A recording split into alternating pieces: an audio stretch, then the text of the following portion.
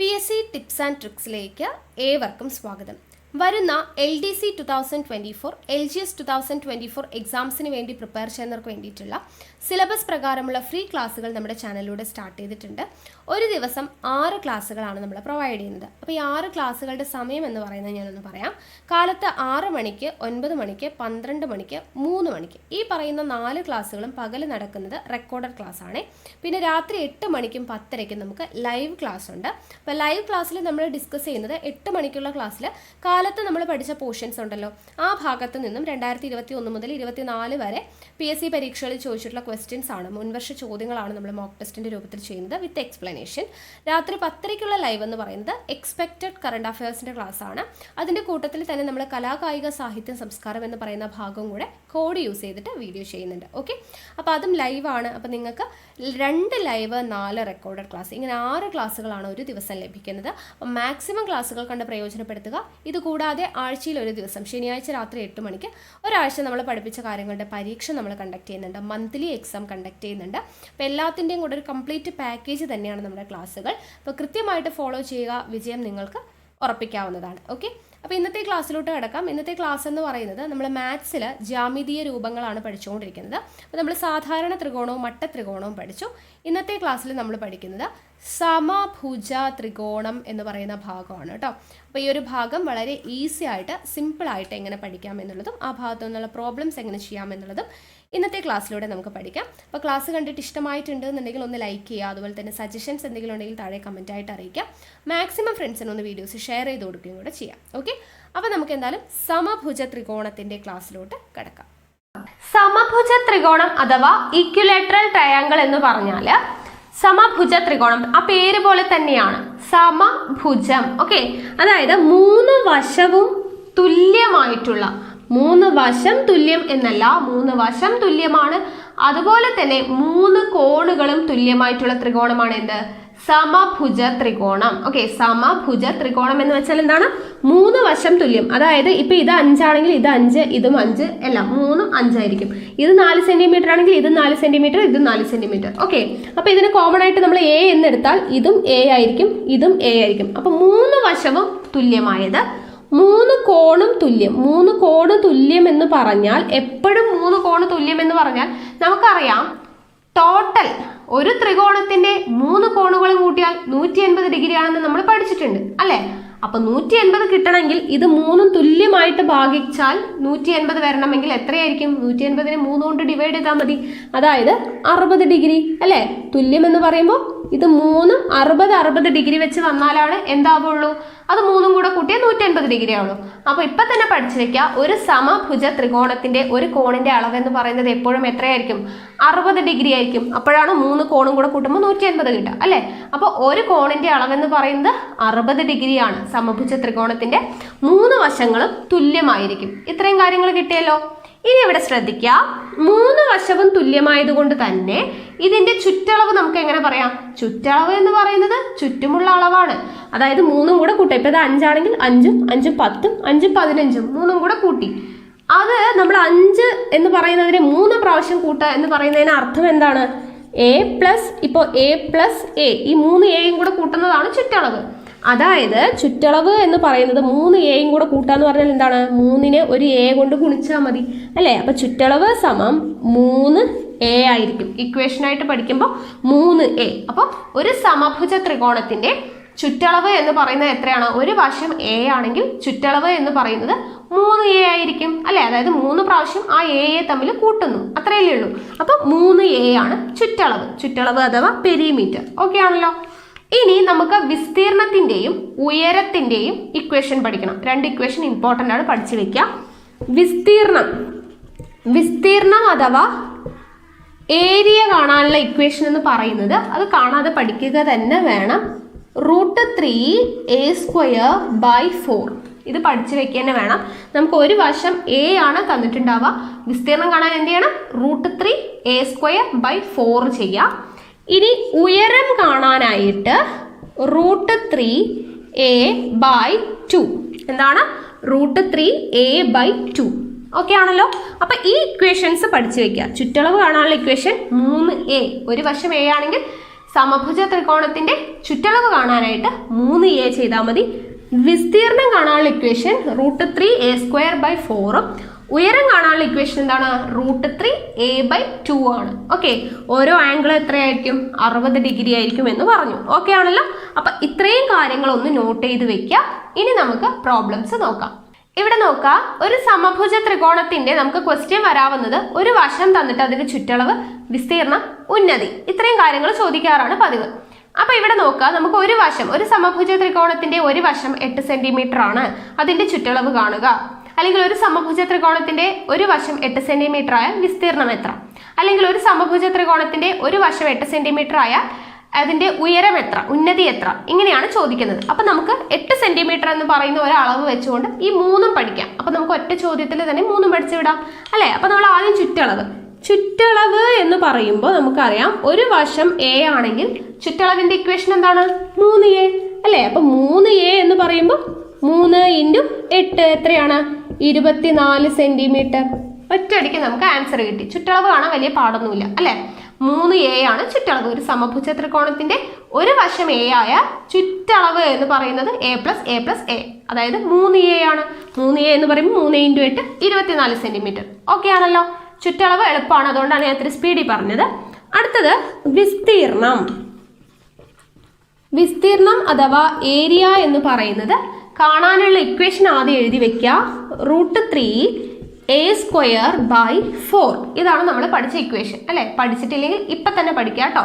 √3a²/4 ആണ്. ഇനി എന്ത് ചെയ്യുക? a ആണ് നമുക്ക് ആകെ തന്നിട്ടുള്ളത്. അപ്പൊ ആ വാല്യൂ അങ്ങോട്ട് ഇട്ട് കൊടുക്കാം. അപ്പൊ √3a² എന്ന് പറയുമ്പോൾ എന്താണ്? 8 × 8 ആണ്. 8ന്റെ സ്ക്വയർ എന്ന് പറഞ്ഞാൽ എന്താ? 8 × 8 /4 എഴുതി.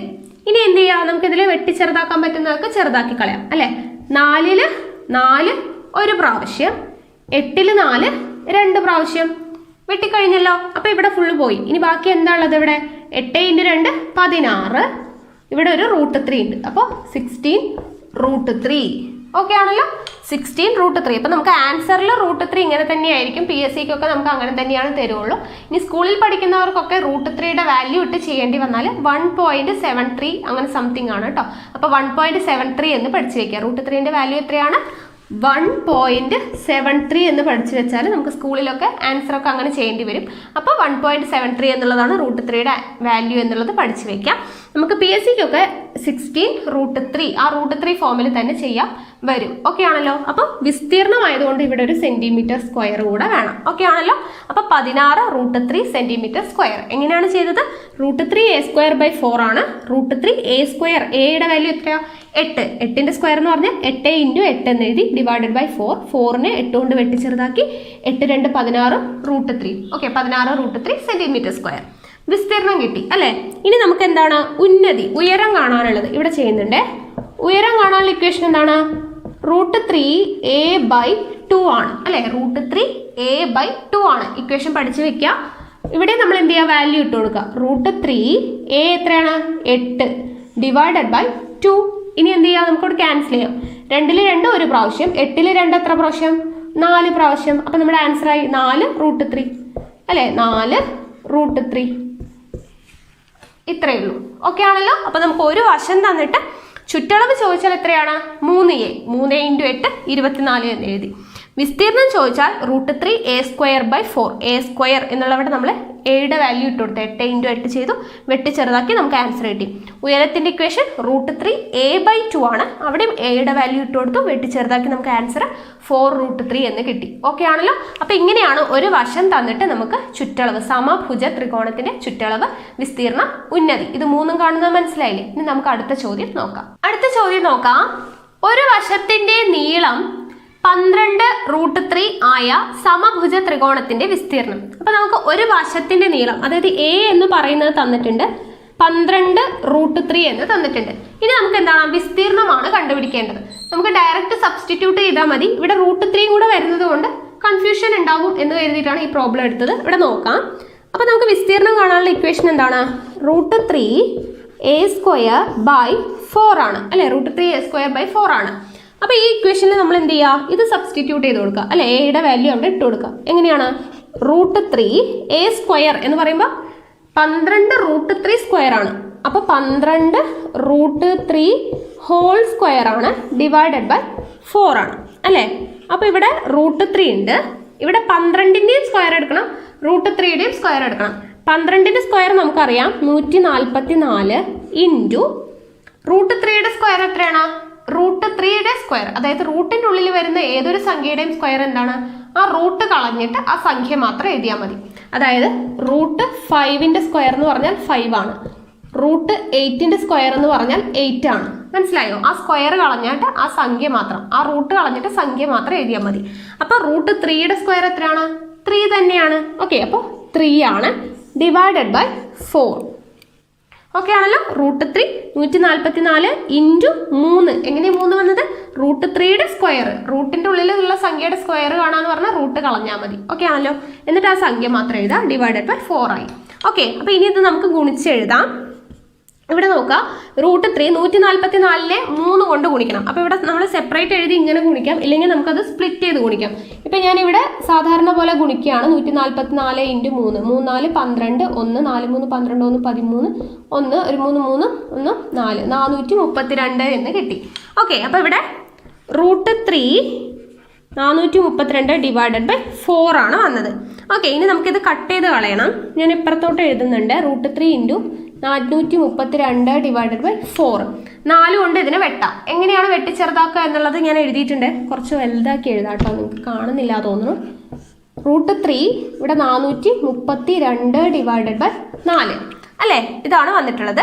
ഇനി ഇവിടെ 4 കൊണ്ട് ഇതിനെ വെട്ടാം. എങ്ങനെയാണ് വെട്ടുന്നത്? 4ന് 4 ഒരു പ്രാവശ്യം കഴിഞ്ഞു. ഇവിടെ മുകളിൽ 4ന് 4 എത്ര പ്രാവശ്യം പോകും? ഒരു പ്രാവശ്യം പോകും. 3ന് 4 പോകും? ഇല്ല, പോകില്ല എന്ന് കാണുമ്പോൾ നമ്മൾ എന്ത് ചെയ്യണം? ഒരു 0 ഇട്ട് കൊടുക്കണം. ബാക്കി ഇനി എന്ത് ചെയ്യാം? 32 എടുക്കാം. 32ൽ 4 എത്ര പ്രാവശ്യം പോകും? 8 പ്രാവശ്യം പോകും അല്ലേ. അപ്പോൾ 8 4 32. ഈസി അല്ലേ? അപ്പോൾ ഇങ്ങനെ വെട്ടിച്ചെറുതാക്കുന്നത് അറിയുന്നില്ലെങ്കിൽ അത് നമ്മൾ വീഡിയോ ചെയ്തിട്ടുണ്ട്, അത് കാണാൻ ലിങ്ക് ഡിസ്ക്രിപ്ഷനിൽ കൊടുക്കാം, അപ്പോൾ മനസ്സിലാവും കേട്ടോ. അപ്പോൾ ഇവിടെ 108 എന്ന് കിട്ടി. അപ്പോൾ നമ്മുടെ ആൻസർ ആയല്ലോ 108 √3. ഇവിടെ ഒരു √3 ഉണ്ട്, അത് മറക്കരുത്. 108 √3 എന്ന് നമുക്ക് ആൻസർ കിട്ടി. എന്താണത്? വിസ്തീർണമാണ്, അതുകൊണ്ട് നമ്മളിവിടെ സെന്റിമീറ്റർ സ്ക്വയർ ആണ്. ഓക്കെ, അപ്പോൾ 108 √3 സെന്റിമീറ്റർ സ്ക്വയർ എന്ന് കിട്ടി. ഓക്കെ ആണല്ലോ. അപ്പോൾ നമുക്ക് ഒരു വശം തന്നിട്ട് നമുക്ക് വിസ്തീർണം കാണാൻ പറഞ്ഞാൽ നമ്മൾ ഇക്വേഷൻ പഠിച്ചു വെക്കാം. √3 a²/4. അപ്പോൾ ഇങ്ങനെ √3യുടെ കേസ് വരുമ്പോൾ തെറ്റിക്കരുത്. ഒരു റൂട്ടിനകത്തൊരു സംഖ്യയുടെ സ്ക്വയർ വന്നാൽ റൂട്ട് മാറ്റിയിട്ട് സംഖ്യ തന്നെ എഴുതിയാൽ മതി എന്നുള്ള കാര്യം ഓർത്തിരിക്കുക. പിന്നെ നമ്മൾ ലാസ്റ്റ് ആൻസർ എഴുതുമ്പോൾ ഇവിടെയുള്ള √3നെ മറക്കാതിരിക്കുക. പിന്നെ ഗുണിക്കുമ്പോൾ നിങ്ങളൊന്ന് ശ്രദ്ധിക്കുക. അതുപോലെ തന്നെ വെട്ടിച്ചെറുതാക്കുന്ന കാര്യങ്ങളൊക്കെ പഠിച്ചു വെക്കുക. അപ്പോൾ നമുക്ക് ഈസി ആയിട്ട് സ്പീഡിൽ പ്രോബ്ലംസ് ചെയ്യാനായിട്ട് പറ്റും. ഓക്കെ ആണല്ലോ. ഇനി നമുക്ക് അടുത്ത ചോദ്യം നോക്കാം. ഇവിടെ നോക്കാം, ഒരു സമഭുജ ത്രികോണത്തിന്റെ വിസ്തീർണം 4√3. ഓക്കെ, 4√3 ആയാൽ ഒരു വശത്തിന്റെ നീളം എത്ര? ഇത്രയും നേരം നമ്മൾ ചെയ്തത് ഒരു വശം തന്നിട്ട് ചുറ്റളവ്, വിസ്തീർണം ഇതെല്ലാം നമ്മൾ കണ്ടു അല്ലെ, ഉയരമെല്ലാം കണ്ടു. ഇപ്പൊ നമുക്ക് തന്നിരിക്കുന്ന എന്താണ്? വിസ്തീർണം തന്നിട്ടുണ്ട്. അതിൽ നിന്ന് നമുക്ക് ഒരു വശത്തിന്റെ നീളം കണ്ടുപിടിക്കണം. അപ്പൊ ഇതെങ്ങനെയാണ് ചെയ്യുക? നമുക്ക് ആദ്യം വിസ്തീർണം തന്നിട്ടുണ്ട്. അപ്പൊ നമുക്ക് വിസ്തീർണത്തിന്റെ ഇക്വേഷൻ അറിയാലോ അല്ലെ. അപ്പോൾ വിസ്തീർണത്തിന്റെ ഇക്വേഷൻ എഴുതാം. √3 a²/4. ഇതാണ് വിസ്തീർണത്തിന്റെ ഇക്വേഷൻ. അപ്പൊ ഇത് നമുക്ക് തന്നിട്ടുണ്ട്. വിസ്തീർണം എന്ന് പറയുന്നത് എത്രയാണ്? 4√3 ആണെന്ന് തന്നിട്ടുണ്ട്. അപ്പൊ നമ്മൾ ആ വിസ്തീർണത്തിലേക്ക് അത് സബ്സ്റ്റിറ്റ്യൂട്ട് ചെയ്തു അല്ലെ. √3 a²/4 എന്ന് പറയുന്നതാണ് വിസ്തീർണം. അത് നമുക്ക് തന്നിട്ടുണ്ട് 4√3. അപ്പൊ √3 a²/4 = 4√3 എന്ന് നമ്മൾ എഴുതി വെച്ചു അല്ലെ. വിസ്തീർണം എന്ന് പറയുന്നത് 4√3 ആണ്. അത് നമ്മൾ ഇക്വേഷനിലൂടെ എഴുതി വെച്ചു. ഇനി എന്താണ് ചെയ്യേണ്ടത്? ഇവിടെയും ഒരു √3 ഉണ്ട്, അവിടെയും ഒരു √3 ഉണ്ട്. അപ്പോൾ ആ 2 √3 എന്ത് ചെയ്യാം? നമുക്ക് ക്യാൻസൽ ചെയ്യാം. ഓക്കെ, അത് ക്യാൻസൽ ആയിപ്പോയി. ഇനി എന്താണ് ബാക്കിയുള്ളത്? a²/4 = 4. ഇവിടുത്തെ 4ഉം ഇവിടെ a²/4ഉം അത് മാത്രമേ ബാക്കിയുള്ളൂ. 2 √3 അപ്പുറം ഇപ്പുറം സമത്തിൻ്റെ അവിടെ വന്നപ്പോൾ നമ്മൾ ക്യാൻസൽ ചെയ്ത് കളഞ്ഞു. അപ്പോൾ a²/4 = 4 ആണ്. അപ്പോൾ ഇങ്ങനെ കിട്ടി. ഇനി എന്ത് ചെയ്യാം? ഇങ്ങനെ വന്നാൽ നമുക്ക് എന്ത് ചെയ്യാം? ക്രോസ് മൾട്ടിപ്ലൈ ചെയ്യാം. അതായത് a² = ഈ ഡിവൈഡഡ് ബൈ 4 അങ്ങോട്ട് പോകുമ്പോൾ എന്താവും? ഇൻറ്റു ആവും അല്ലെ. a² = 4 ഇവിടെ തന്നെ ഉണ്ട്. ഈ 4 അങ്ങോട്ട് പോകുമ്പോൾ ഇൻറ്റു 4 ആകും. അപ്പോൾ a² = 4 × 4 ആവും. അപ്പോൾ a² എന്ന് പറയുന്നത് എത്രയാണ്? 4 × 4 16 ആണ്. a² 16 ആണ്. അപ്പോൾ a എന്ന് പറയുന്നത് എത്രയാണ്? √16. √16 എന്ന് പറയുന്നത് എത്രയാ? 4. A² 16 അപ്പോൾ A കാണാൻ എന്ത് ചെയ്താൽ മതി, റൂട്ട് കണ്ടാൽ മതി അല്ലേ. റൂട്ട് 16 എന്ന് പറയുന്നത് 4ആണ്, 4ന്റെ റൂട്ടാണ് 16. ഓക്കെ ആണല്ലോ. അപ്പോൾ A എന്ന് പറയുന്നത് 4 കിട്ടി. A എന്ന് പറയുന്നത് എന്താണ്, നമ്മുടെ ഒരു വശത്തിന്റെ നീളം. അപ്പോൾ നമ്മുടെ ആൻസർ എത്രയാണ്, 4 നമ്മുടെ ഒരു വശത്തിന്റെ നീളം എന്ന് പറയുന്നത്. ഓക്കെ ആണല്ലോ. എങ്ങനെയാണ് കണ്ടുപിടിച്ചത്, നമുക്ക് വിസ്തീർണം തന്നിട്ടുണ്ട്, അതിൽ നിന്നും ഒരു വശത്തിന്റെ നീളം കണ്ടുപിടിക്കണം. അപ്പോൾ വിസ്തീർണത്തിന്റെ ഇക്വേഷൻ നമുക്കറിയാം, √3 A² 4 അത് സമം നമുക്ക് തന്നിട്ടുള്ള വിസ്തീർണം എടുത്തിട്ട് കൊടുത്തു. അപ്പോൾ ഇവിടെയും √3 അവിടെയുണ്ട് √3. അപ്പോൾ രണ്ടും നമ്മൾ എന്ത് ചെയ്തു, ക്യാൻസൽ ചെയ്തു. ബാക്കി എന്തുണ്ട്, A² 4ഉം ഇവിടെ 4ഉം ഉണ്ട്. അപ്പോൾ A² 4 = 4 എന്ന് പറഞ്ഞു. നമ്മളതിനെ ക്രോസ് ആയിട്ട് മൾട്ടിപ്ലൈ ചെയ്തപ്പോൾ A² × 1 എന്ന് പറയുമ്പോൾ A² = 4 × 4, അതായത് ഇങ്ങനെ വന്നു. A² = 16. അപ്പോൾ A എന്ന് പറയുന്നത് √16. ഉത്തരം എത്ര കിട്ടി, 4 സെന്റിമീറ്റർ അല്ലെ, വർഷമാണ് സെന്റിമീറ്റർ എന്ന് കിട്ടി. ഓക്കെ ആണല്ലോ. അപ്പോൾ ഇത്രയേ ഉള്ളൂ നമുക്ക് വിസ്തീർണം തന്നിട്ട് വശം കണ്ടുപിടിക്കാനായിട്ട്. ഓക്കെ ആണല്ലോ. ഇതുപോലെ തന്നെ ഉയരം തന്നിട്ട് വശം കണ്ടുപിടിക്കാൻ പറഞ്ഞാൽ നമുക്ക് ഇതുപോലെ തന്നെ ഉയരത്തിന്റെ ഇക്വേഷൻ √3 A/2 ഇക്വേഷൻ ഇട്ട് കൊടുത്തിട്ട് നമുക്ക് അതുപോലെ ചെയ്യാം, വശത്തിന്റെ നീളവും കണ്ടുപിടിക്കാം. ഓക്കെ ആണല്ലോ. അപ്പോൾ ഇത്രയാണ് സമഭുജ ത്രികോണത്തിൽ ഇങ്ങനെയുള്ള ടൈപ്പ് ക്വസ്റ്റ്യൻസ് ആണ് വരുന്നത്. അപ്പോൾ നമ്മൾ ചുറ്റളവ് കാണാനും വിസ്തീർണം കാണാനും ഉയരം കാണാനും വിസ്തീർണം തന്നിട്ട് വശത്തിന്റെ നീളം കാണാനും എല്ലാം പഠിച്ചു. അപ്പോൾ കോണുകളുടെ കാര്യം പറഞ്ഞതും എല്ലാം ഓർത്തിരിക്കുക. അപ്പോൾ ഇത്രയാണ് സമഭുജ ത്രികോണം എന്ന് പറയുന്ന ഭാഗം പഠിക്കാനുള്ളത്. ഓക്കെ ആണല്ലോ. അപ്പോൾ നിങ്ങൾക്ക് എൻ്റെ ക്ലാസ്സുകളൊക്കെ ഇഷ്ടമാകുന്നുണ്ടെങ്കിൽ വീഡിയോ ലൈക്ക് ചെയ്യുക, ഷെയർ ചെയ്യുക, നിങ്ങളുടെ സജഷൻസ് എന്തെങ്കിലും ഉണ്ടെങ്കിൽ കമൻറ്റ് ബോക്സിൽ രേഖപ്പെടുത്തുക. കൂടുതൽ വീഡിയോസിനായി ചാനൽ സബ്സ്ക്രൈബ് ചെയ്യുക.